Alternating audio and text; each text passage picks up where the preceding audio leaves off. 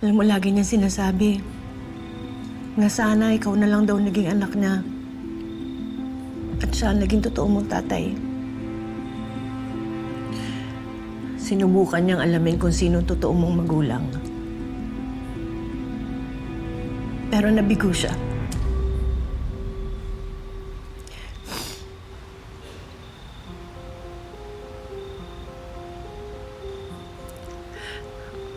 I'm sorry, hindi ko sinasadyang i-bring up yung tungkol sa past mo.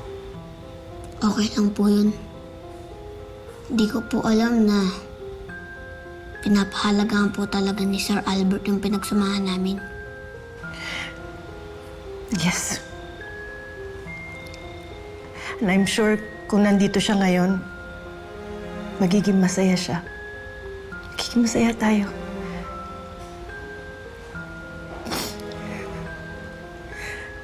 Pero hindi na mangyayari yun. Dahil wala nang anak ko. Hindi na babalik ang anak ko.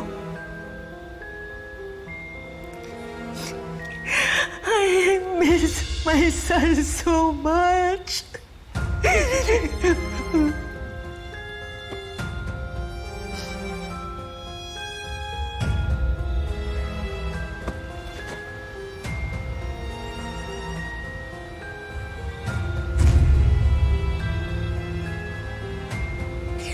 Pasensya ka na, ha?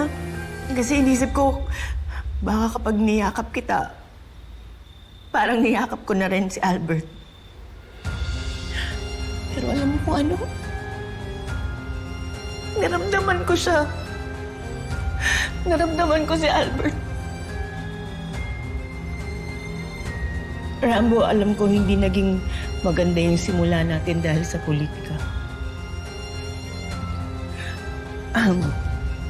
Pero kung sakaling hindi ka natanggapin ni Juday, tatanggapin kita at tutulungan kita. Ang totoo po niyan, Gob, ibang tulong po ang kailangan ko. Mas gusto ko po mabigyan ng hustisya pagkamatay ng tatay ko. Hanapin mo kung sino pumatay sa tatay mo! At bigyan mo ng hustisya ang tatay mo! Baka sakali mapatawad kita, pero ngayon lumayas ka! Lumayas ka! Ayoko na makita! Lumayas ka! Kasi kapag nangyari po yun, magiging okay na po si nanay. Magiging maayos na kami. Mapapatawad din ako.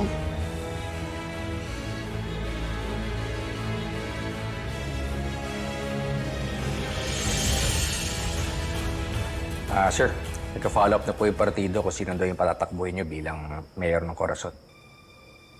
Actually, si Rambo lang naiisip kong may kakayahan para sa posisyon niya yan. Alam kong kaya pa rin ng isip niyang harapin ang mga problema ng bayan ng Corazon. Pero kakayanin pa ba ng puso niya? Ano ang ibig niyo sabihin, sir? Well, with all the things that's been happening in his personal life, tama ba yung bigyan pa natin siya ng dagdag na responsibilidad? Nakakaawa eh. Maawa ako sa kanya.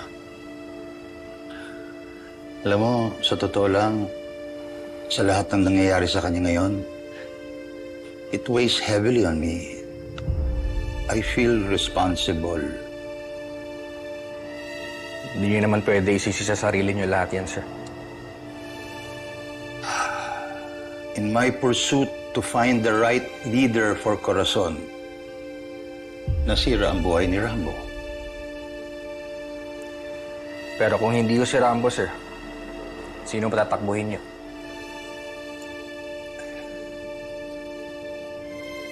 Lo! Ako po.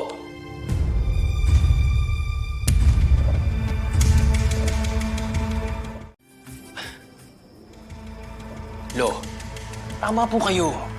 Huwag niyo nang asahan yung si Rambo sa politika. Eh baka pag siya naging mayor, mas maging magulo lang ang Corazon. Lo, andito na po ako at handa na ako.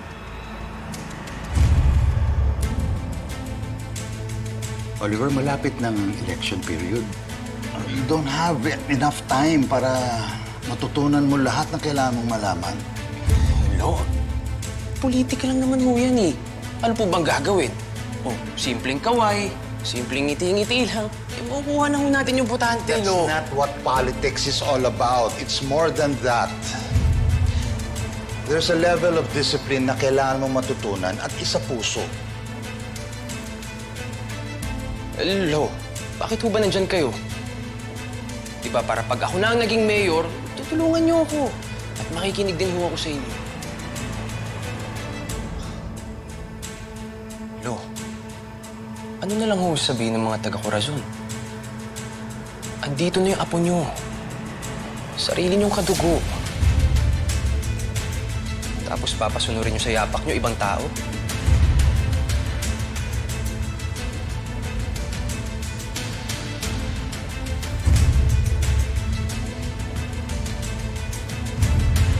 Sige po. Give me time to think about it.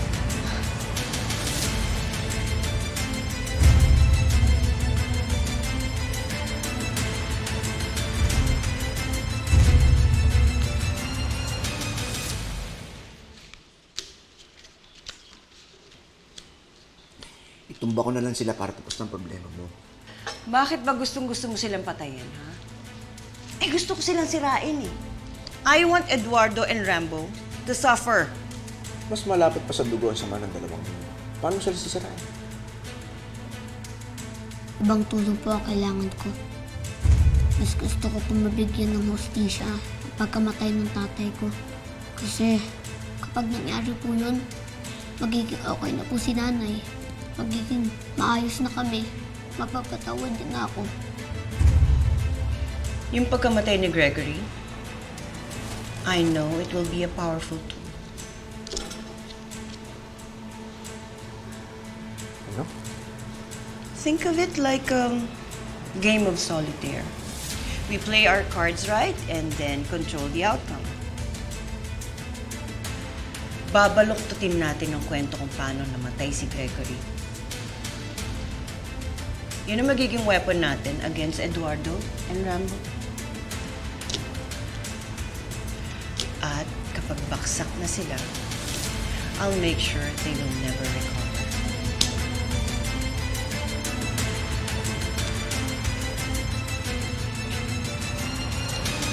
Huwag ka magalala at papahanap ko at pananagutin ko kung sino may gagawa ng mga bagay na yan. Ngayon lang talaga.